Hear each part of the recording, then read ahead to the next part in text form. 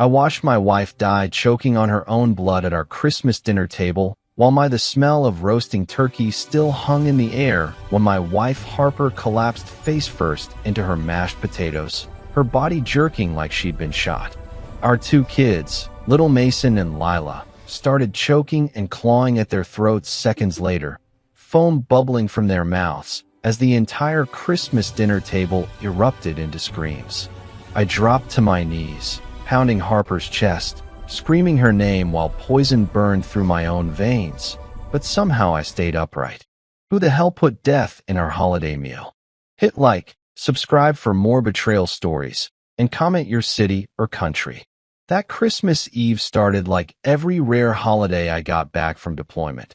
Perfect on the surface, the kind you dream about when you're halfway across the world in some godforsaken desert.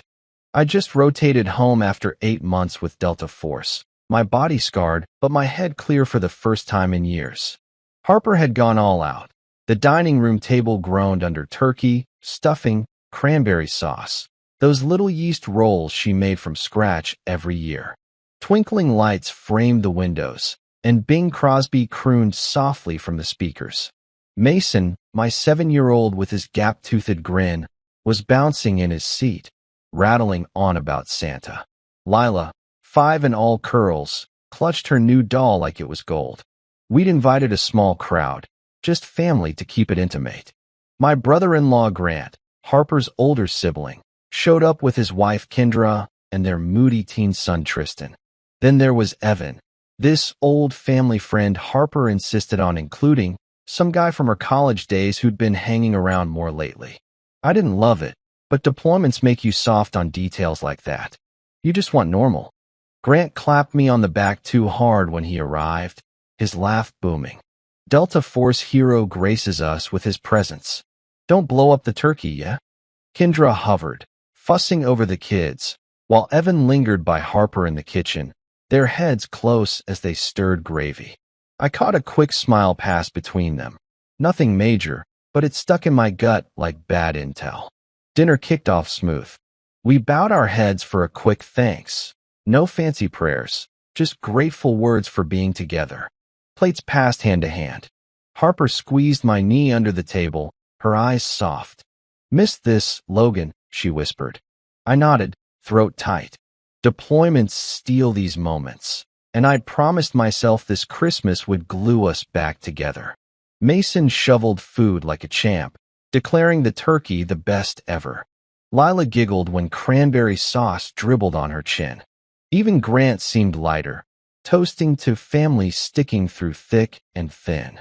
Evan raised his glass a beat late, his eyes flicking to Harper. "To new beginnings," he said quietly. The words landed odd, but I brushed it off. Holiday cheer, right? Halfway through pie it hit. Harper swayed first, her fork clattering. "Logan, I feel," her words slurred, eyes rolling back as she pitched forward, smashing into her plate. "Blood." No, it was the red sauce mixed with vomit, smeared her face. Mason gagged next, clutching his stomach, tiny hands turning blue. "Daddy hurts." Lila convulsed, knocking over her milk, her little body arching off the chair. Chaos exploded. Kendra shrieked. Grant froze with his mouth open. Evan bolted to the sink retching. I shoved back from the table, training kicking in. Assess, act. Harper wasn't breathing. I flipped her over, started compressions on the hardwood floor amid spilled food and shattered dishes. "Stay with me." Ambulance, now? Poison. I knew it in my bones the second I tasted the metallic tang in my own mouth. I'd trained for chemical attacks, seen agents that drop you silent. But this was our home. I cradled Mason while dialing 911, Lila wheezing in my lap. Sirens wailed closer as neighbors pounded on the door. Paramedics swarmed, ripping IVs into veins, barking orders. Harper's skin was gray by the time they loaded her. Grant babbled to cops arriving on scene. Kendra sobbed in the corner. Evan vanished into the bathroom, pale as death. Hospital lights buzzed harsh overhead. They pumped my stomach in the ER, said I got lucky, smaller dose. But Harper, they wheeled her past on a gurney, tubes everywhere, Then the doctor pulled me aside in the hall. His face said it all before words did. "Mr. Reed, your wife didn't make it. Cardiac arrest from the toxin. Your kids are critical. ICU now. We're doing everything." The world tilted. I slid down the wall, her blood still under my nails, the echo of her last gasp replaying. Delta Force taught me to endure hell, but this? My family poisoned at our table. Guests scattering like roaches. Hours blurred in that sterile waiting room. Cops took statements. Food poisoning? Bad turkey. Grant paced, swearing it was the store-bought stuffing. Kendra hugged herself, whispering about curses. Evan slunk back eventually, avoiding my eyes. Terrible accident, man. She was everything. His voice cracked, but something in it rang hollow. Nurses updated. Mason stabilized. Lila on a ventilator. Small wins, but Harper gone. I stared at my hands, replaying the dinner. That wine bottle Evan brought, not ours. The way Harper hesitated before her bite. Grant's odd pushiness about seconds. By dawn, grief hardened into focus. No accident. Someone at that table wanted us dead, my wife most of all. And as a Delta operator, I'd hunt intel like my life depended on it. Because now it did. But who? And why Christmas? The question clawed at me as I gripped the ICU window, watching my babies fight machines. One of those smiling faces hit a killer. Word count. 11:28. Next, 7-year-old daughter convulsed on the floor beside her. My son's eyes rolled back in his head, foam pouring from his mouth, and I couldn't save any of them. Not my wife. Not my kids. Not with all my Delta Force training. Someone had poisoned us, and I was the only one still standing. Hit like, subscribe for more betrayal stories, and comment your city or country. That morning started like every perfect Christmas you see in movies. Snow falling outside our house in Colorado. Tree lights twinkling. Eliza humming while making coffee, her dark hair pulled back in that messy way I loved. She kissed my cheek and whispered, "Best Christmas ever, babe." I can feel it. I should have known better. After 15 years in Delta Force, I'd learned that perfect moments don't exist. They're just calm before storms. But I was retired now. Out of the game. I wanted to believe we were safe. "Daddy, wake up." Paige jumped on our bed at 6 in the morning, her blonde curls bouncing everywhere. Santa came. There's so many presents. Tristan followed behind her, trying to act cool like 10-year-olds do. "Can we open them now? Please." Eliza laughed. "After breakfast, baby. Grandma and Grandpa are coming over later, remember? And Aunt Morgan." I caught something in her voice. A tightness. "You okay?" "Yeah." She smiled, but it didn't reach her eyes. "Just, you know how my mom gets." I didn't know. Violet was always critical. Always had something to say about how we raised the kids, how Eliza dressed, how I wasn't around enough when I was deployed. But today was Christmas. I figured even she couldn't ruin this. We opened presents as a family first. Paige got the art set she'd been begging for. Tristan got his gaming console. Eliza cried when I gave her the necklace I'd been saving up for. Simple gold chain with our anniversary date engraved. "Dominic, it's beautiful." She kissed me, really kissed me, and the kids made gagging sounds. "Gross." Paige covered her eyes. Everything felt right. Normal. Like the life I'd fought for overseas was finally mine to enjoy. Then the doorbell rang. Violet walked in first, carrying 2 casserole dishes. Felix followed with more food. My mother-in-law air-kissed Eliza's cheeks without really looking at her. "Darling, you look tired.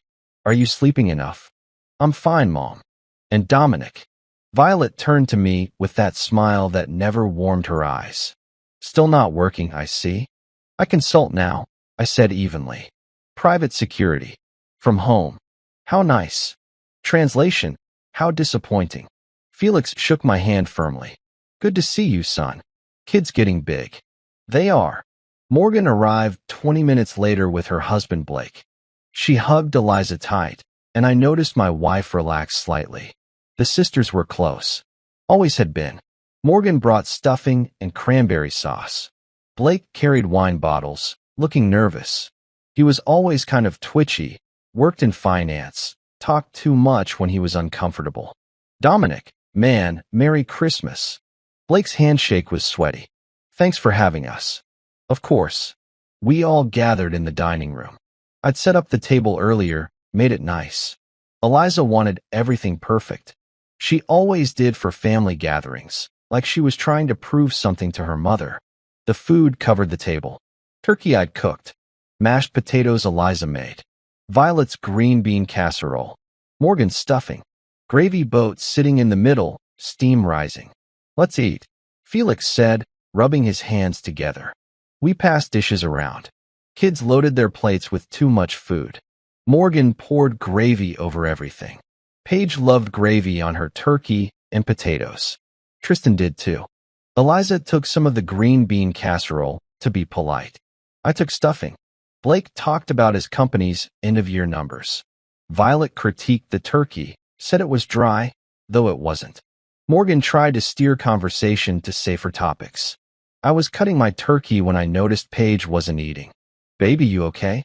My tummy hurts, Daddy. Her little face scrunched up. Probably ate too much candy this morning, Violet said dismissively. Children have no self-control. But then Tristan pushed his plate away. Mom, I don't feel good either. Eliza looked concerned. What kind of not good? Like I'm gonna. Tristan lurched from his chair and vomited on the floor. Violent. Sudden. Paige started crying, holding her stomach. Then she threw up too. What's happening? Morgan jumped up. My training kicked in. Something was wrong. Very wrong. Eliza, call 911. I didn't finish the sentence. Eliza grabbed her throat. Her eyes went wide, terrified. She tried to speak, but only a choking sound came out. Then blood, trickling from her nose, her mouth. Eliza, she collapsed. Just dropped like someone cut her strings. I caught her before she hit the floor, but Paige was convulsing now. Full seizure, foam at her mouth. Tristan's nose bleeding, his body jerking. Oh my God, Morgan screamed. Felix grabbed his phone. Blake stood frozen, useless. Violet backed away from the table, hand over her mouth. I was on the floor with Eliza, trying to remember first aid, but this wasn't a bullet wound. This wasn't something I could pressure pack and stabilize. Her lips were turning blue. Her pulse racing, then slowing, then racing again. Stay with me, I begged. Baby, stay with me. Eliza. Paige stopped convulsing. She went still. Too still. No, no, no, no. I crawled to her, checked her pulse. Weak but there. Tristan unconscious beside her. Sirens outside. Paramedics burst through the door. Everything became chaos. Hands pulling me back. Someone working on Eliza. Someone else scooping up Paige and Tristan. Sir, did they ingest something? Sir? I don't know. My voice cracked. We were just eating dinner. They loaded Eliza onto a stretcher. Her hand hung limp off the side. I grabbed it, wouldn't let go. I'm riding with her, I told the paramedic. Not a request. In the ambulance, I held Eliza's hand while they worked. Pushed medicines through IVs. Tried to stabilize her. The heart monitor's beeping slowed. Then stuttered. The paramedic's face changed. That look I'd seen on combat medics before. The look that meant we're losing them. Come on, baby, I whispered. Fight. You're a fighter. Stay with me. But her eyes, those beautiful eyes that looked at me that morning full of hope, they were empty now, staring at nothing. The monitor flatlined, and the sound cut through me worse than any bullet ever could. They pulled me off Eliza's stretcher when we reached the ER. 2 security guards had to physically drag me back because I wouldn't let go of her hand. Doctors in blue scrubs swarmed her, shouting medical terms I couldn't process. Code this. Crash cart. AP. Another stretcher rushed past. Paige, so tiny under those white sheets. Then Tristan right behind her. 3 different directions. My family split apart. Sir, you need to wait here. A nurse with kind eyes blocked my path. Let them work. Let them work. Like I had a choice.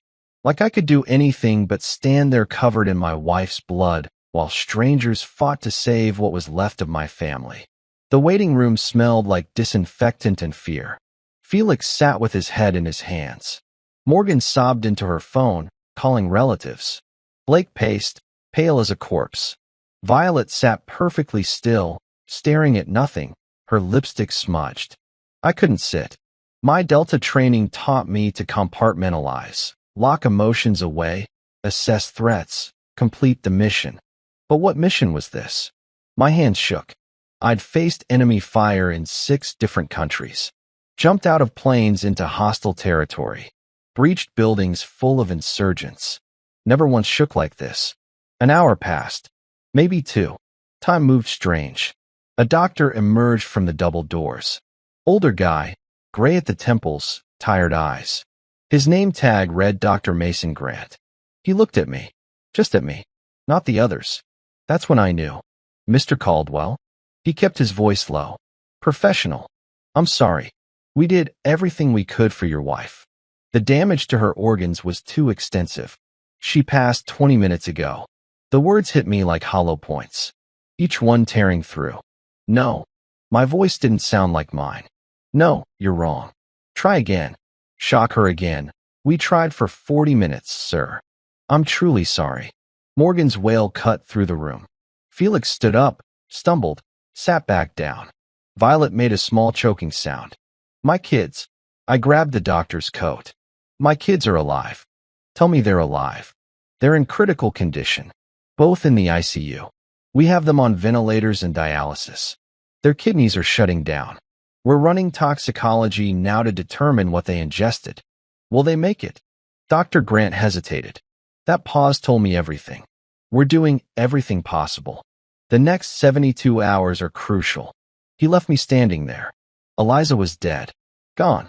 The woman who kissed me that morning and said it would be our best Christmas ever was lying on a metal table somewhere in this building, and I'd never hear her voice again. I walked to the bathroom, locked the door, stared at myself in the mirror. Blood on my shirt, hers, the kids, all mixed together. My hands covered in it. I turned on the faucet, watched the water run pink, then clear. Then I threw up, heaved until nothing came out but bile and grief. A knock on the door. Sir? There's a detective here to speak with you. I splashed water on my face, straightened up, locked it down. My kids needed me functional, not broken. The detective stood by the vending machines. Early 40s, sharp eyes, clean cut. He extended his hand. Detective Kyle Harper. I'm sorry for your loss, Mr. Caldwell. You think this was intentional? Not a question. He caught that. We're investigating all possibilities. The hospital reported 3 suspected poisonings from the same household. That triggers certain protocols. He pulled out a notebook. Can you walk me through exactly what happened tonight? I told him. Christmas dinner. Who was there? What we ate. The order people got sick. Kids first, then Eliza. Who prepared the food? I cooked the turkey. My wife made mashed potatoes. Her mother brought green bean casserole. Her sister Morgan brought stuffing and cranberry sauce. What about drinks? Anything else? Wine. Blake brought wine. There was a gravy boat. I think Morgan made that too. Who served the food? I replayed it in my head. We passed dishes family style. Everyone took what they wanted. Did you eat everything your family ate? That stopped me. No. I had turkey and stuffing. Some potatoes. Eliza had the green beans. Both kids covered everything in gravy. They loved gravy. Kyle wrote that down. Underlined it. The kids got sick first, I said slowly. My brain starting to work again, analyzing patterns like I'd been trained. Within 5 minutes of eating. Eliza took longer. Maybe 10 minutes. Different dosages or different delivery methods. Kyle looked at me carefully. You have military background, don't you? You're bearing. The way you're processing this. Delta Force. Retired 3 years ago. Then you know poisonings don't happen by accident. Not like this. He lowered his voice. Mr. Caldwell, is there anyone who would want to hurt your family? Any enemies from your service time? Threats? I'd thought about that in the ambulance. Considered every mission, every face of every terrorist I'd put down or captured. Nothing recent. Nothing credible. I've been out of the game. What about personal enemies? Family disputes? Financial issues? I thought about Violet's constant criticism. Blake's nervous energy. But that was normal family tension, wasn't it? No, nothing like that. Kyle handed me his card. We'll know more when toxicology comes back. Usually takes a few days, but I'm pushing for a rush. This kind of thing. He paused. The symptoms you described, rapid onset, hemorrhaging, organ failure, that matches certain compounds. Rare ones. Not available to civilians. My blood went cold. What are you saying? I'm saying whoever did this, if someone did this, had access to very specific materials and knowledge of how to use them. A nurse appeared. Mr. Caldwell, your children are stable enough for you to see them. 5 minutes each. I followed her through the ICU doors, past rooms full of beeping machines and dying people. She stopped at a glass-walled room. Paige lay in the bed, tubes everywhere. Breathing tube down her throat. IVs in both arms. Monitors tracking her failing kidneys, her struggling heart. Her blonde curls spread across the pillow, and she looked so small, so fragile. I touched the glass. Couldn't go in without scrubbing up first. Baby girl, I whispered. Daddy's here. You fight. You hear me? You fight. Tristan's room was next door. Same setup. My strong boy who wanted to be brave like his dad, reduced to tubes and machines. His face pale, bruised where they'd put in the lines. I stood between their rooms. Could see both of them through the glass. My entire world in 2 hospital beds, slipping away. Dr. Grant passed by. We're starting chelation therapy. It might help if this is what I think it is. What do you think it is? Heavy metal poisoning. We'll know soon. Someone had done this. Someone at that table. Someone who smiled and said Merry Christmas and passed the poison like it was just another side dish. I made a silent promise right there, standing between my dying children, my dead wife cooling somewhere below us. I would find whoever did this, and they would pay. 48 hours after Christmas dinner, I hadn't slept. Couldn't. Every time I closed my eyes, I saw Eliza's face turning blue. Heard Paige's small body hitting the floor. Watched Tristan's eyes roll back. The ICU doctors said my kids were stabilizing. Kidneys still failing, but responding to treatment. Small victories that felt like everything. Detective Kyle found me in the hospital cafeteria staring at cold coffee. He sat down across from me, dropped a file folder on the table. Toxicology came back. I opened it. The words swam until one jumped out. Thallium. Thallium sulfate, Kyle said. Odorless, tasteless, dissolves in liquid. Causes exactly what happened to your family. It's banned in the US. Hasn't been commercially available since the 70s. Where would someone get it? That's the problem. Only 3 sources: black market, dark web, or government stockpiles. It's used in some classified operations. He watched my face. Your kind of operations. My stomach dropped. You think this is blowback from my service? Makes sense. You took down terrorist cells across 3 continents. Someone could have tracked you. Waited until you felt safe. Hit you where it hurts most. I thought about every mission. Faces of men I'd killed. Brothers of those men. Sons. The network ran deep in some places. I'll make a list, I said. Everyone who might have motive. Do that. Meanwhile, I'm interviewing your family members who were present. Something in his tone made me look up. You suspect them too. I suspect everyone until evidence says otherwise. Kyle leaned forward. Your mother-in-law brought food. Your sister-in-law brought food. Your brother-in-law was there. Any of them have financial problems? Disputes with your wife? Violet never liked me much. Thought Eliza married beneath her. But kill her own daughter. I shook my head. Morgan and Eliza were close. Blake's harmless. People surprise you. Kyle stood. I'll be in touch. After he left, I pulled out my phone. Scrolled to Eliza's last messages. There were dozens I hadn't read since Christmas morning. Memes she'd sent. A photo of the kids decorating cookies.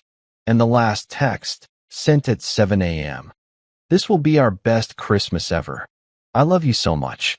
Thank you for giving me this life. I stared at those words until they blurred. She'd known. Somehow, some part of her knew it was goodbye. I stood up. Grief could wait. My kids needed me operational, not destroyed. Back home, the house still smelled like death. Food rotting on the dining table where we'd left it. Vomit stains on the floor. I couldn't look at it, but I could use it.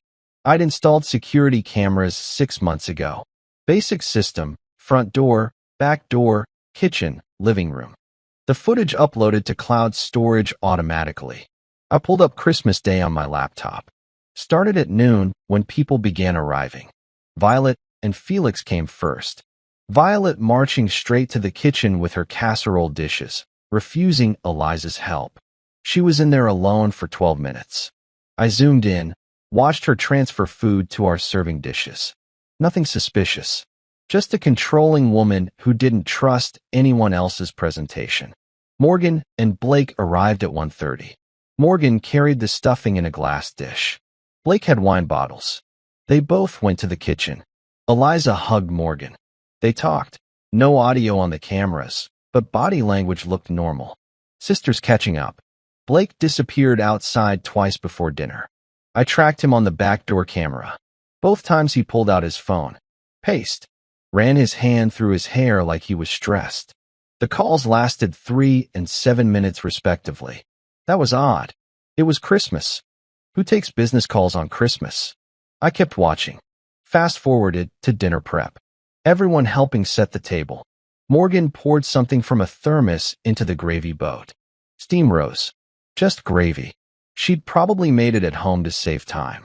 Then something caught my eye. I rewound. Watched again. Slowed it down frame by frame. Morgan poured gravy into the boat. Eliza said something to her. Morgan laughed. Eliza walked away to get plates from the cabinet. And in those 6 seconds, I watched Blake approach the counter. He looked around, pulled something from his jacket pocket. A small vial. Clear liquid. He dumped it into the gravy boat. Stirred it with his finger. Pocketed the vial. Walked away. The whole thing took 8 seconds. I replayed it 5 times to be sure. No question. Blake poisoned the gravy. My hands curled into fists. The gravy Paige and Tristan covered everything in. The gravy Eliza spooned over her green beans to make them taste better. Blake, that nervous, sweaty-palmed coward, had murdered my wife and tried to kill my children. I grabbed my phone. Called the one person I trusted from the old days. Victor. Dom. Jesus. Man, I heard about Eliza. I'm so sorry. I need your help. I cut him off. Private investigation. Deep background check. Financial records. Phone records. Everything. Victor ran a private intelligence firm now.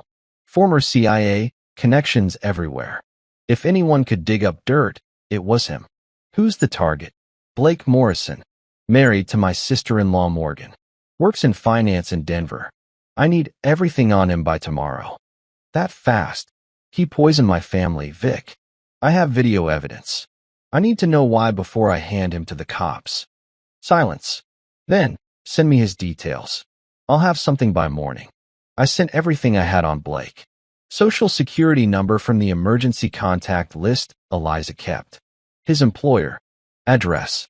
Birth date. Then I called Detective Kyle. I found something on my security footage. I'm on my way. Kyle arrived 30 minutes later with 2 other detectives. I showed them the video. Watched their faces change as they saw Blake dump the vial into the gravy. Son of a bitch, Kyle muttered.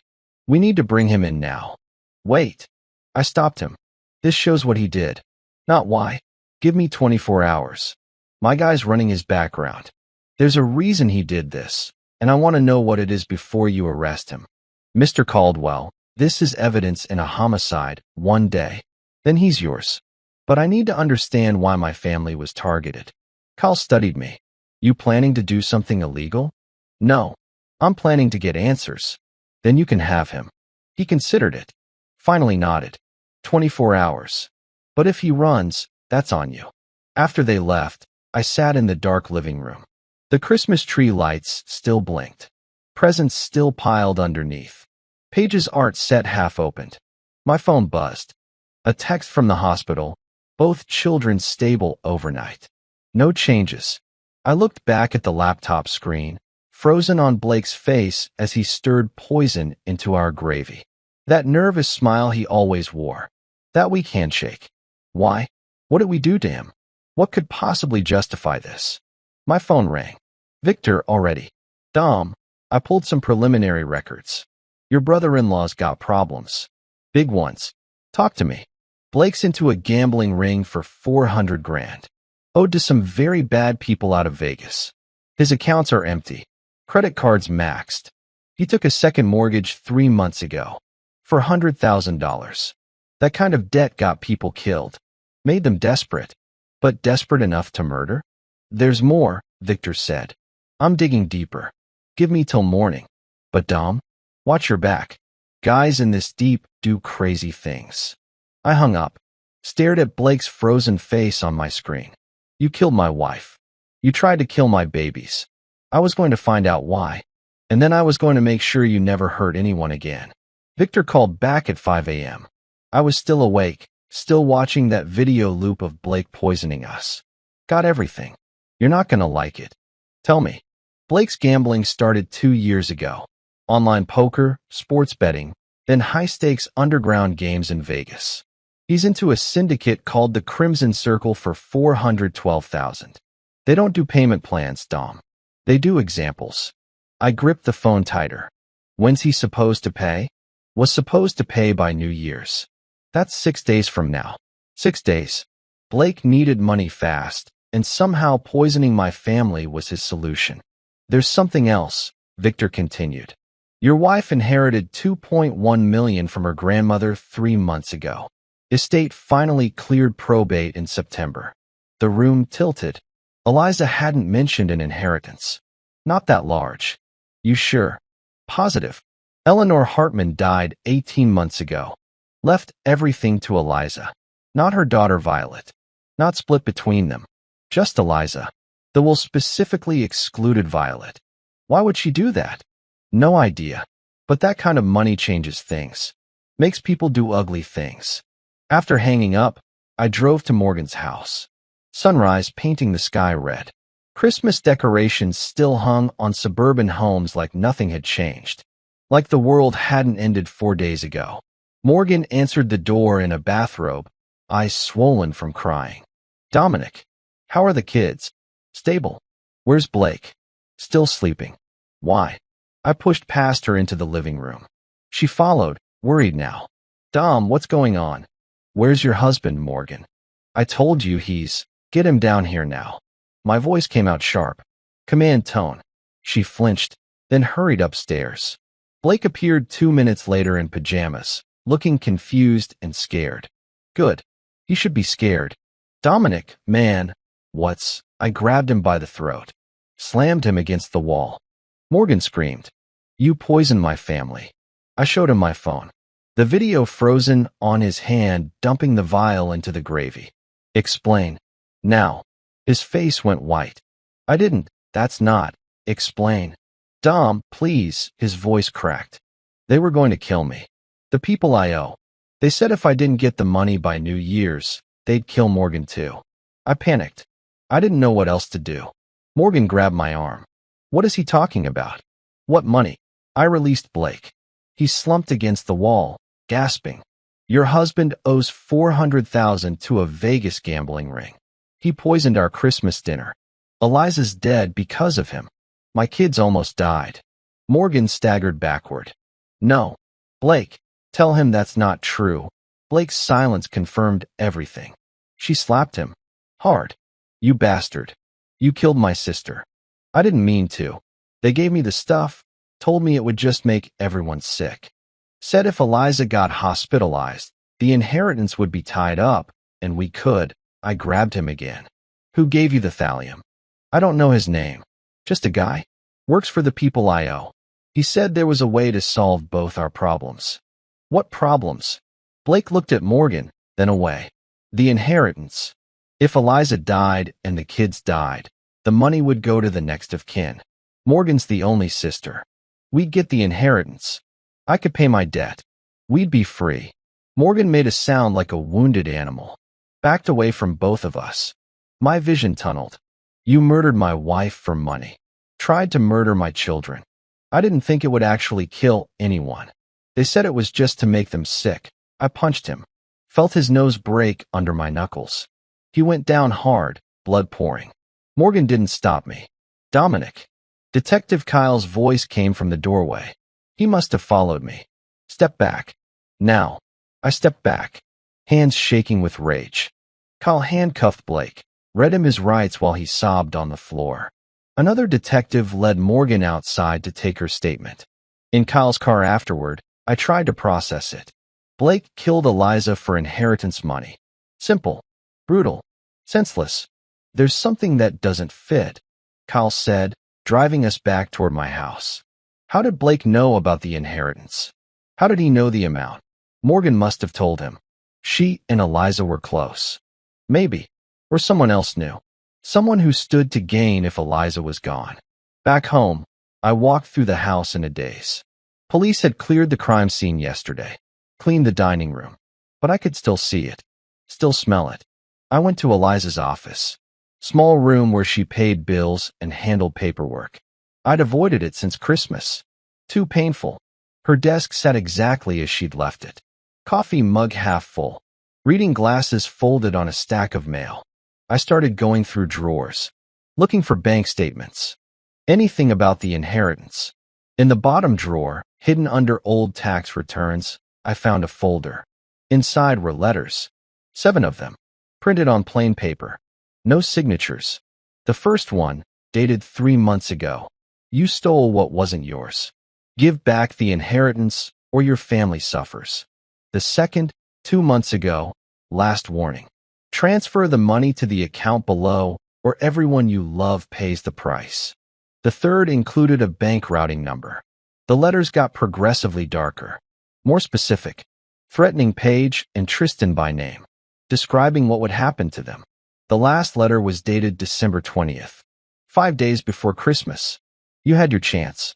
Merry Christmas, Eliza. Hope your family enjoys their last dinner together. My hands trembled holding it. Eliza knew. She'd been threatened for months and never told me. Never asked for help. Why? Why would she hide this? I found her journal in the same drawer. Leather-bound. Her handwriting filling pages. I flipped to the recent entries. October 15th. The letters keep coming. I know I should tell Dominic, but he's finally happy.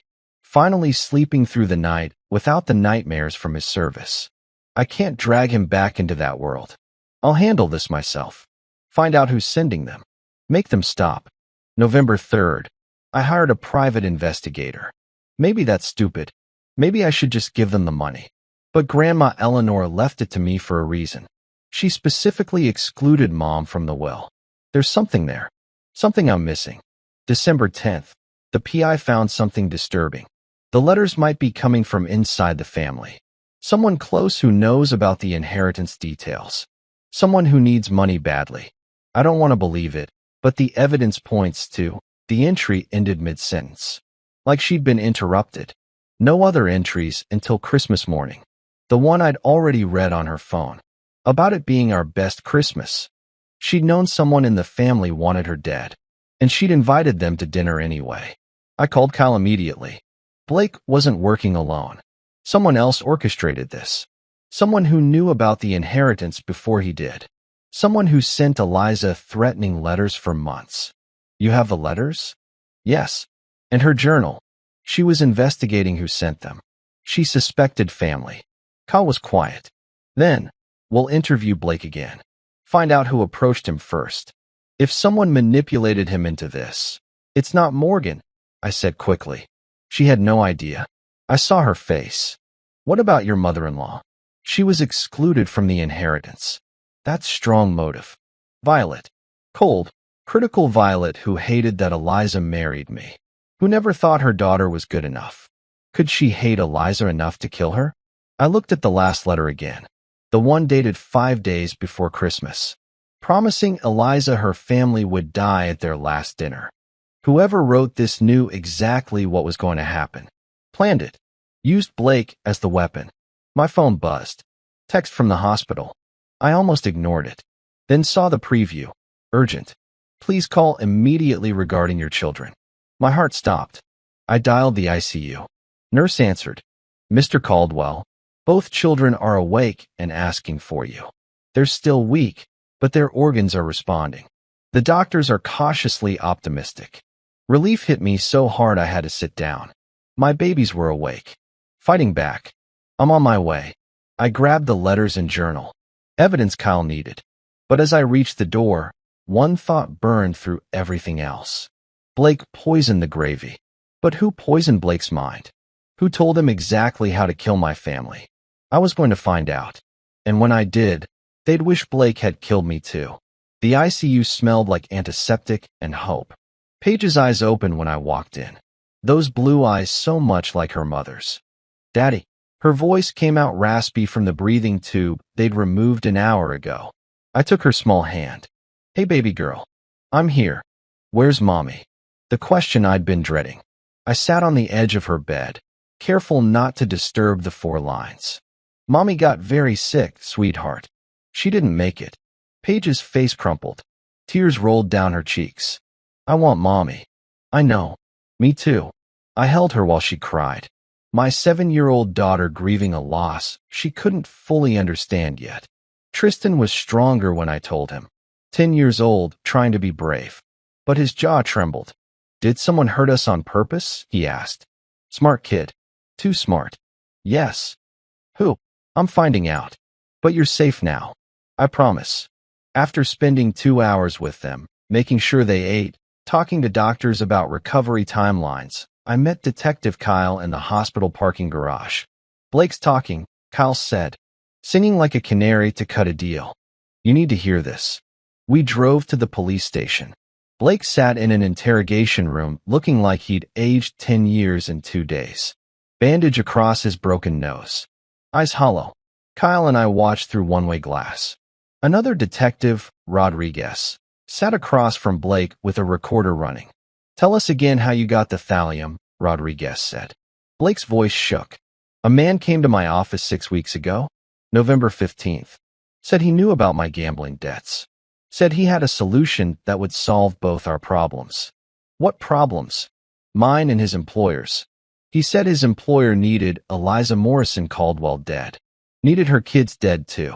Said if I helped, they'd pay off my debt and give me $500,000 on top. My hands clenched. Someone put a price on my family's heads. Who was this employer? He never said a name. Just called her the client. But he knew everything about the inheritance. Knew the exact amount. Knew when it cleared probate. Knew Eliza's full legal name and social security number. Rodriguez leaned forward. How did they contact you initially? They didn't. I contacted them. That surprised everyone. Kyle and I exchanged looks. Explain. Blake rubbed his face. I was desperate. The Crimson Circle was threatening Morgan. I was searching for any way to get money fast. I remembered Morgan mentioning that Eliza inherited money from their grandmother. A lot of money. And I thought. He stopped. I thought maybe I could borrow some. But Morgan said Eliza and her mom were fighting about it. That Violet was furious about being cut out of the will. You talked to Violet? I called her. Asked if she knew anything about getting access to the inheritance. Told her about my situation. She listened. Didn't say much. Just asked questions about how inheritance law works if the primary beneficiary dies. My blood ran cold. 2 days later, the man showed up at my office. Said he represented someone interested in my problem. Said they had a mutual interest in Eliza's death. Offered me the deal. Rodriguez showed Blake a photo. This man. Yeah, that's him. Kyle swore under his breath. Showed me the photo through the glass. Rough-looking guy, 40s, scar on his jaw. Preston Ward, Kyle said. Enforcer for the Crimson Circle. Also does contract work on the side. Blake continued inside. Preston gave me the thallium. Told me exactly how much to use. Said to put it in something the family would all eat. Said to make it look like food poisoning. Nobody would suspect murder. Did he mention who hired him? No. But when I asked how to get paid after, he said the client would contact me directly. Said she'd know when the job was done. She, the client, was female. Blake, Rodriguez said carefully. Did you ever meet this client? Once. After I agreed to do it. Preston brought me to a house in Cherry Creek. Expensive place. The woman was waiting inside. Describe her. Older. Late 60s maybe. Well-dressed. Blonde hair. Cold eyes. She looked at me like I was dirt on her shoe. Rodriguez pulled out another photo. Violet Morrison. Blake nodded immediately. That's her. That's the woman. The room spun. Violet. Eliza's mother. Grandmother to Paige and Tristan. She'd orchestrated the murder of her own daughter and grandchildren. Kyle grabbed my arm.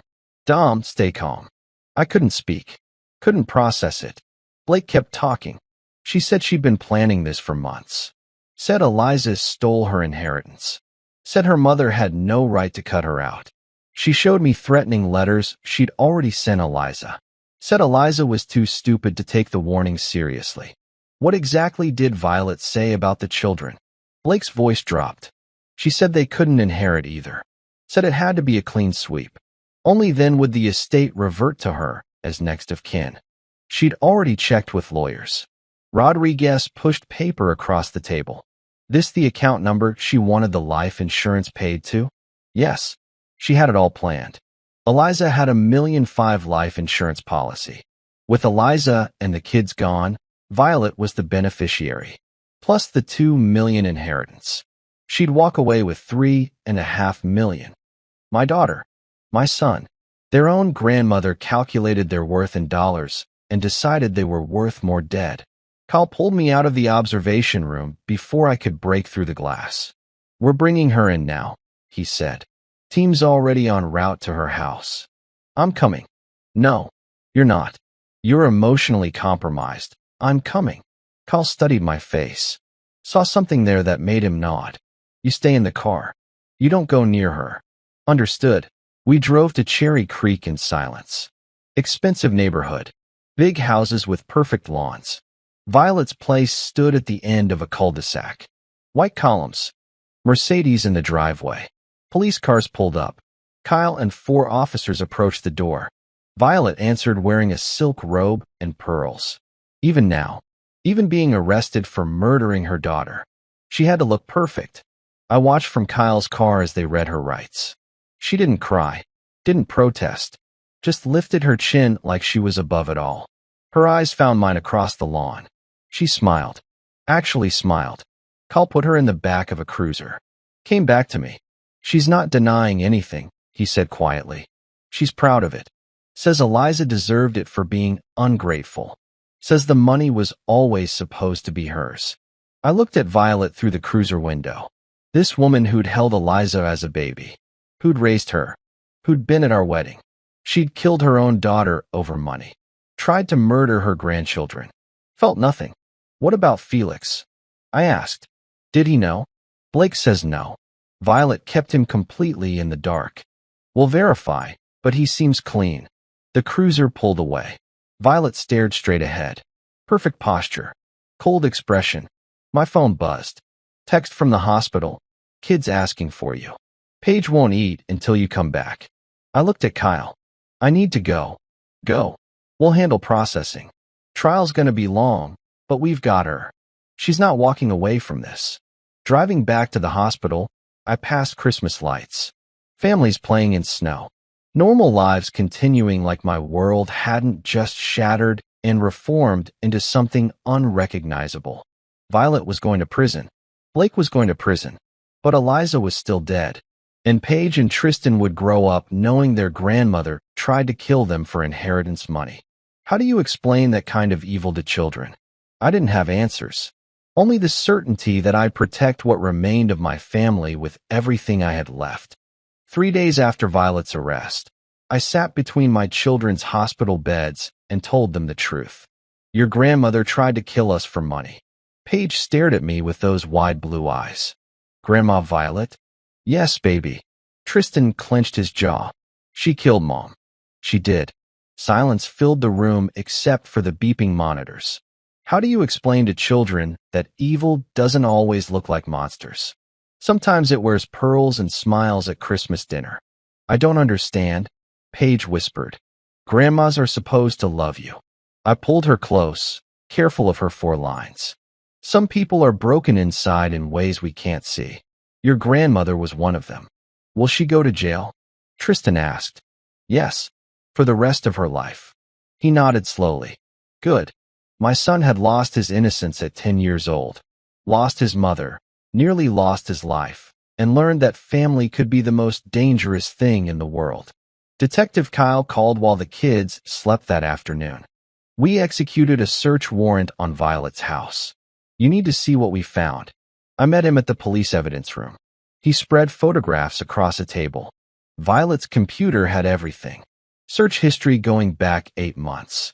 Thallium poisoning symptoms. Inheritance law. Untraceable poisons. She researched for months. The photos showed printed articles. Handwritten notes calculating dosages based on body weight. My children's weights listed beside numbers that represented how much poison would kill them. She made spreadsheets. Kyle continued, disgust in his voice. Cost-benefit analysis of different methods. Thallium won because it mimicked natural illness and was hard to detect. Another photo showed Violet's bank statements. She was broke. Maxed out credit cards. Second mortgage on the house. She'd been stealing from her mother for years before Eleanor died. That's why Eleanor cut her out of the will. Exactly. Eleanor discovered the theft 6 months before she passed. Changed her will to give everything to Eliza. Left Violet nothing but a letter explaining why. Kyle handed me a copy. Eleanor's elegant handwriting covered the page. Violet, you stole from me for years. Jewelry, cash, even forged my signature on checks. I gave you everything, and you repaid me with betrayal. I'm leaving my estate to Eliza because she has integrity you'll never possess.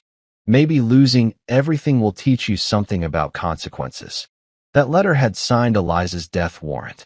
Felix had no idea, Kyle said. We questioned him for 6 hours. He's devastated. Filing for divorce. Says he never knew about the debt or the theft. We believe him. Poor Felix. Married to a monster for 40 years and never saw it. What about Morgan? Cleared completely. She's cooperating fully. Gave us text messages between her and Eliza discussing their mother's strange behavior around the inheritance. He showed me Morgan's phone records. Messages from September. Morgan, Mom keeps asking about your inheritance. It's getting weird. Eliza, I know. She's called my lawyer 3 times. I don't understand why she cares so much. Morgan, maybe offer her some money? She seemed stressed about finances last time I visited. Eliza, Grandma specifically said not to. Said Mom needed to learn consequences. I'm respecting her wishes. That conversation happened 2 months before the threatening letter started. 2 months before Violet decided murder was her only option. Trial starts in 4 months, Kyle said. Prosecutor wants you to testify. The kids too, if they're strong enough. They'll be strong enough. They deserve to face her. Back at the hospital, Felix waited outside the kids' room. He looked 20 years older. Broken. Dominic. His voice cracked. I'm so sorry. I should have known. Should have seen something. You're not responsible for her choices. She killed my daughter. Tears rolled down his face. She tried to kill my grandchildren. How did I live with that woman for 40 years and not know? I had no answer. Some people hid their darkness so well even those closest to them never saw it. Can I see them? Felix asked. I'd understand if you said no. I hesitated, then opened the door. Paige saw her grandfather and burst into tears. Not from fear, from relief. Grandpa, he rushed to her bedside, held her gently while she sobbed into his shoulder. Tristan watched carefully. Did you know, Grandpa? No, son. I swear to you I didn't know. If I had, I would have stopped her. Okay. Tristan's shoulders relaxed slightly. Then you can stay. Morgan visited that evening. Her eyes were hollow. I gave Blake divorce papers. He signed them from jail. Good. I keep thinking about Mom stirring the gravy, smiling at everyone, watching us eat. She shuddered. How could she sit there and watch her own grandchildren die? She's sick. Something fundamental is missing in her. The prosecutor said she's showing no remorse. Not even pretending. Morgan's voice broke. She told them Eliza always was ungrateful. Said the kids were better off dead than raised by you. Rage flashed through me. Better off dead. I'm testifying against her, Morgan said. Whatever they need. She doesn't get to destroy this family and walk away. Over the next weeks, the kids grew stronger. Kidneys recovering. Color returning to their faces. Doctors called it miraculous. I called it Eliza. Her strength living on in them. The prosecution built an airtight case. Violet's computer records. Blake's testimony. Preston Ward arrested and cooperating for a reduced sentence. The threatening letters with Violet's fingerprints. Security footage of her and Preston meeting. Everything pointed to premeditated murder. 1 month before trial, Violet's lawyer requested a meeting. I refused. She wants to see the kids, Kyle told me. Says she has things to tell them. Absolutely not. I told them that. Just wanted you to know she tried. The night before Eliza's funeral, I found her journal again. Read the last entry she'd written Christmas morning. Today feels different. Dominic and the kids make me feel truly loved. Whatever happens, I'm grateful for them. She'd known something was wrong. Some instinct warned her. But she'd loved us enough to face Christmas anyway. To give us one more perfect morning. I closed the journal and made a promise to her memory. I would protect our children. Get them through this. Help them heal. And I would make sure Violet Morrison spent the rest of her life in prison, knowing she'd destroyed everything and gained nothing. 6 months after Christmas, the trial began. Paige and Tristan were out of the hospital, living with me in a new house. I couldn't stay in the old one. Too many ghosts. The courthouse steps were packed with media. Cameras flashing. Reporters shouting questions. Mr. Caldwell, how do you feel about facing your mother-in-law? Will your children testify? I ignored them all.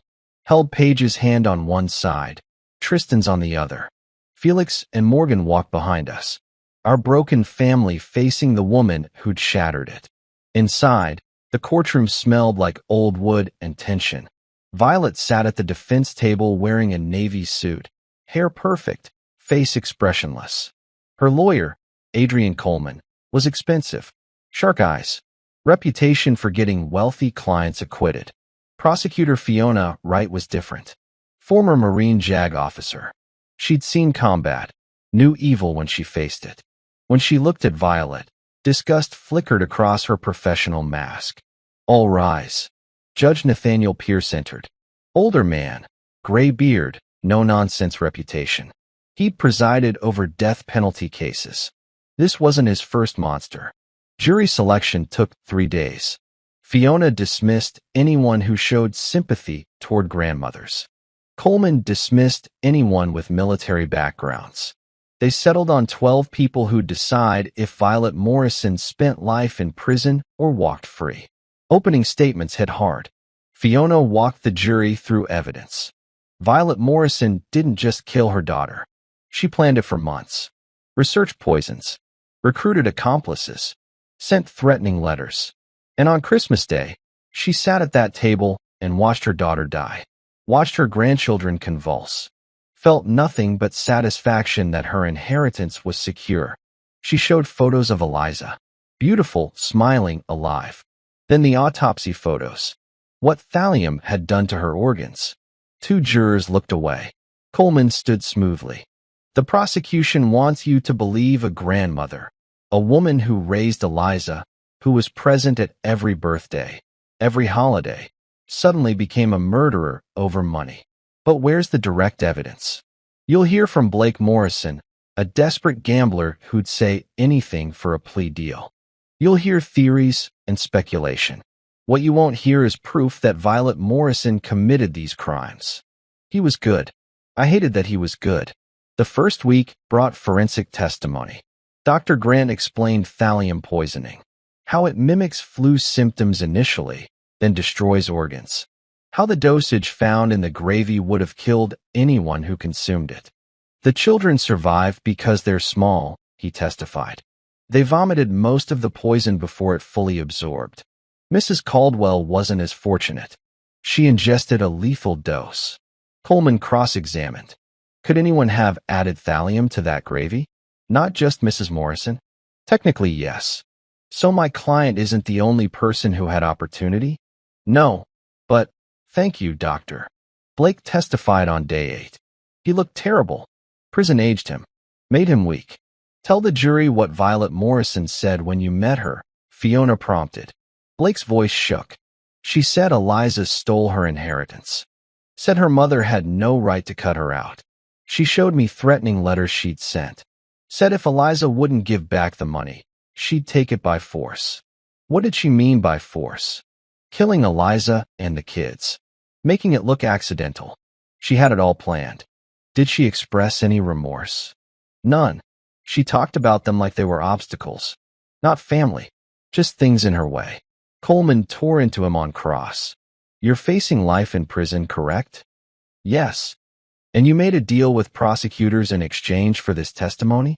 Yes, but reduced sentence. Better prison placement.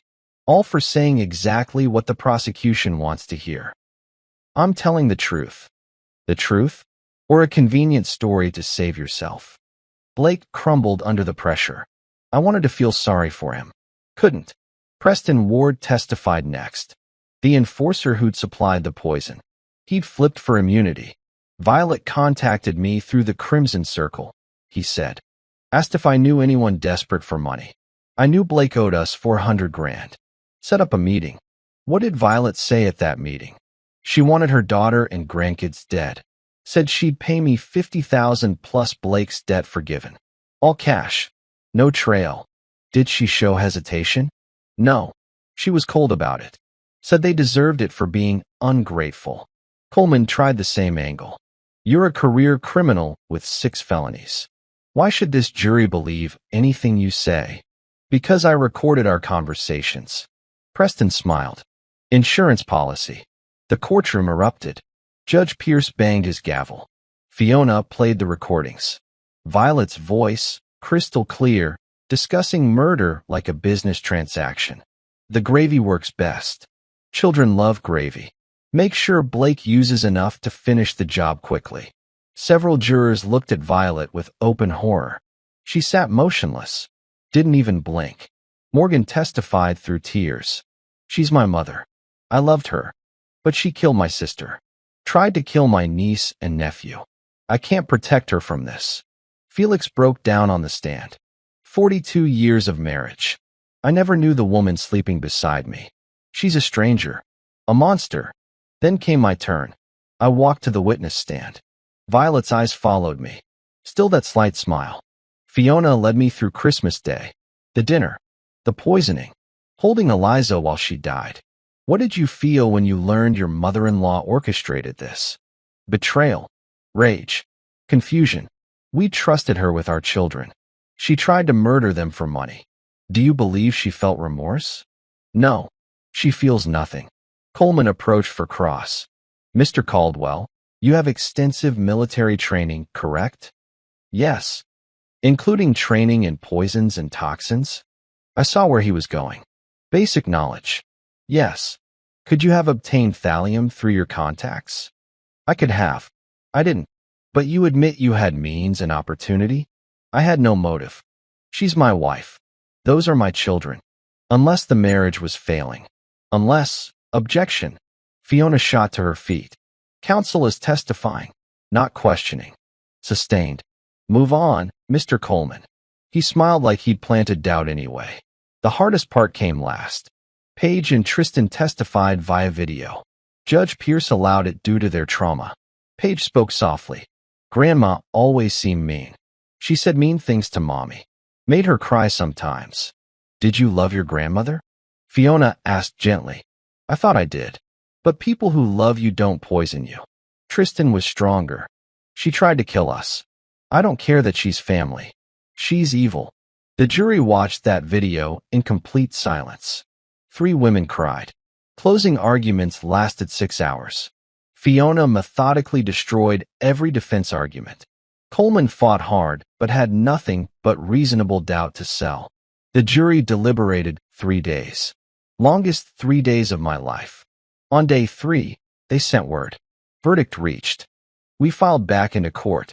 Violet stood expressionless as the jury foreman read. On the charge of first-degree murder of Eliza Morrison Caldwell, we find the defendant guilty. Paige squeezed my hand.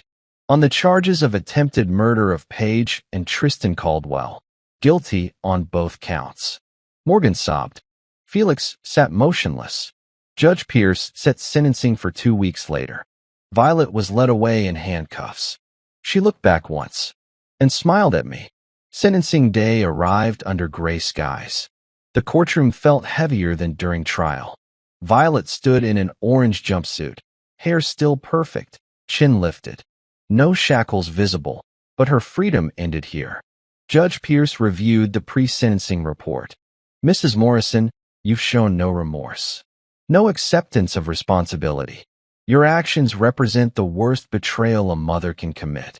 Fiona Wright spoke first. Your Honor, Violet Morrison planned the murder of her daughter and attempted murder of her grandchildren with cold calculation. She deserves life without parole. Adrian Coleman tried one last plea. My client acted under financial duress. She deeply regrets. Objection. Fiona cut in. The defendant has expressed zero regret. Sustained. Judge Pierce turned to Violet. Anything to say before sentence is pronounced? She looked at me. At Paige. At Tristan. Eliza was ungrateful. The money was mine by right. You all benefited from it anyway. Gasps filled the room. Morgan buried her face in her hands. Felix stared at the floor. Life imprisonment without possibility of parole on all counts, Judge Pierce said.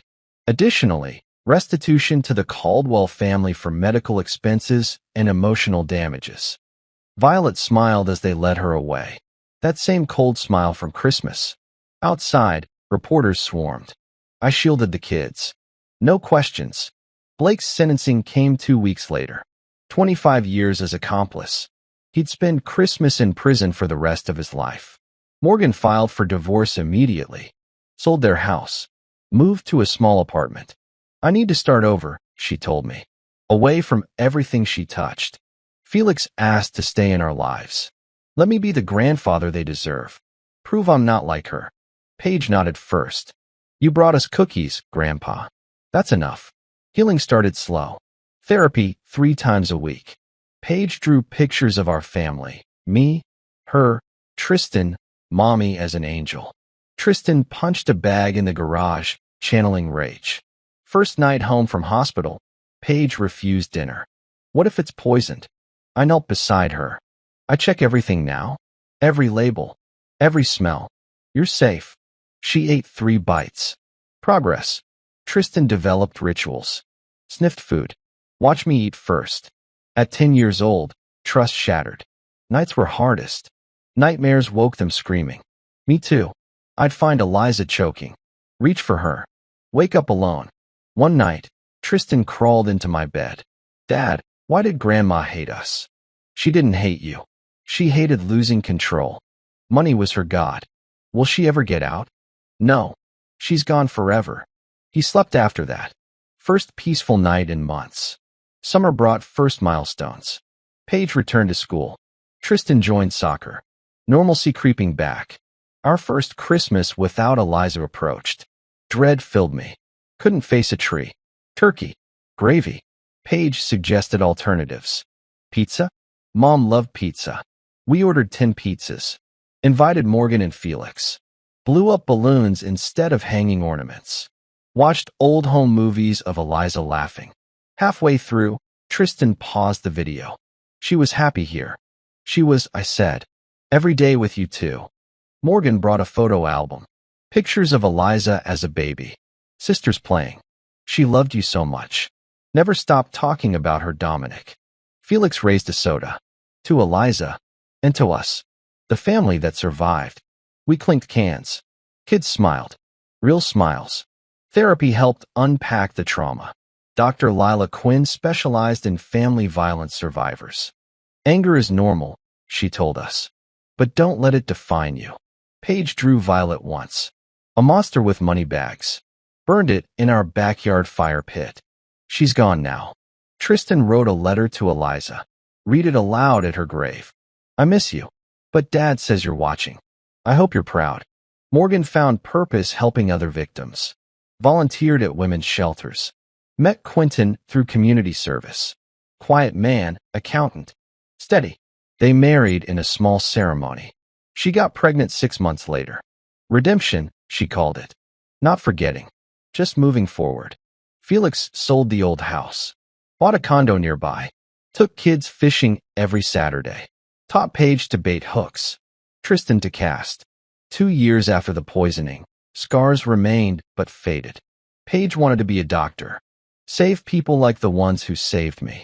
Tristan dreamed of military. Like you, Dad. Protect families. I started a foundation. Eliza Caldwell Family Protection Fund.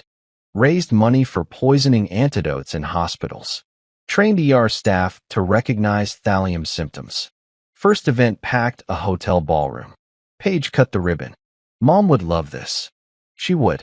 One evening, driving home from soccer, Tristan spoke from back seat. Dad, are we okay now? I looked in rear view. Both kids smiling. Relaxed. Yeah, buddy. We're okay. Not whole. Never whole without Eliza. But surviving. Thriving even. Morgan called later. Baby's a girl.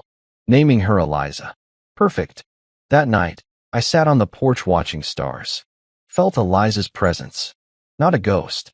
A warmth. I'd kept my promise. Found who did it. Got justice. Protected our kids. Quiet revenge through truth. Through living well. Through making her legacy matter. Some wounds scar over. Some stay tender. But family, real family, holds you together. 18 months after the poisoning, life felt almost normal. Paige laughed at school plays. Tristan scored soccer goals. Our new house filled with noise again. Then a letter arrived. Thin envelope stamped Colorado State Penitentiary. Violet's name and inmate number. My lawyer advised burning it. Don't give her power. But closure demanded I read it. I sat at the kitchen table, knife slicing paper. Her handwriting was perfect, like always. Dominic, you think you won. You think justice was served. But you don't know the truth about Eliza, the daughter I raised who betrayed me from birth. Visit me. Hear it from my lips. Then hate me properly. No remorse. Just poison and ink. I drove to the prison anyway. Steel doors clanged. Guards patted me down. Violet waited in a visitation room. Orange jumpsuit. Hair graying but pulled back tight. She smiled when she saw me. You came. What do you want? The truth. She leaned forward. Eliza wasn't Felix's daughter. The words hung heavy. I waited. I had an affair. 29 years ago. Young lawyer from the firm. Passionate. Felix traveled for work. One mistake became Eliza. I stayed silent. Raised her as his.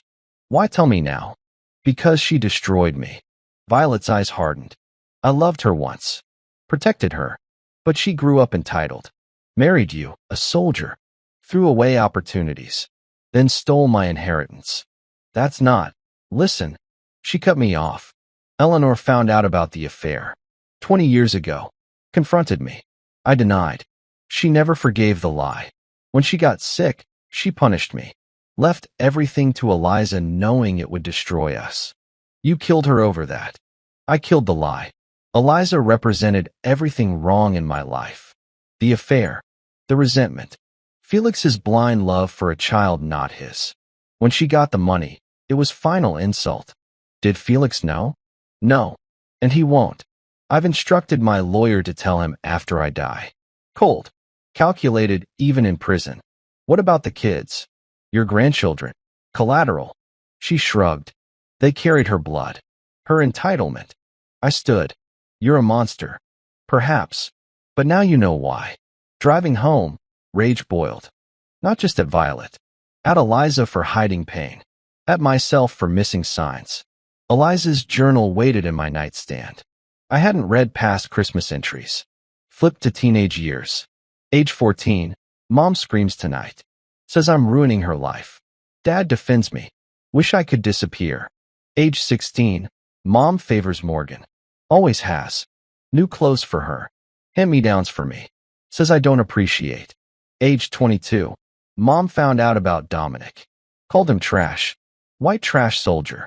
Dad stood up to her. First time. She cried. Manipulated him back. Marriage entry. Mom at wedding. Smiled for photos. Whispered I'd regret it. She's wrong. Dominic's my safe place.